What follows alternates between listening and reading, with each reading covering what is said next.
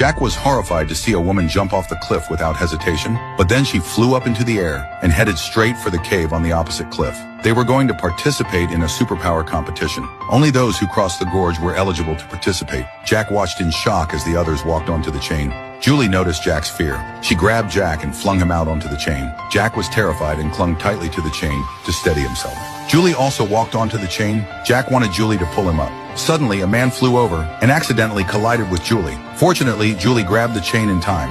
At that moment, a superhuman who could fly came to Julie's side. He grabbed Julie and threw her directly to the other side of the canyon. Julie landed safely at the cave entrance. Now only Jack was left on the chain. The others wanted to help him, but Jack refused out of pride. Everyone used their superpowers to cross the canyon. Only Jack was left, clinging to the chain and slowly moving forward. 2 hours later, Jack finally reached the cave entrance. When he stood up, his legs trembled uncontrollably. Suddenly, he seemed to see something shocking. There were a magical and peaceful world. Jack finally arrived at the competition venue. The competition was conducted by drawing lots, with 4 people in each group. When it was Jack's turn to compete, he appeared solemnly wearing a black robe, but then suddenly burst into laughter. Everyone was puzzled by his behavior. Jack pointed at the sky and shouted a spell. The sky suddenly darkened with clouds and a strong wind blew. Jack's ability left everyone in awe. Then Jack withdrew his finger, and the sky cleared again. Jack sat cross-legged on the ground. He told the other 3 that he would only fight the strongest among them. As soon as he finished speaking, the 3 began fighting, with one man narrowly emerging victorious. However, Jack told the man to sit down and rest before continuing the battle,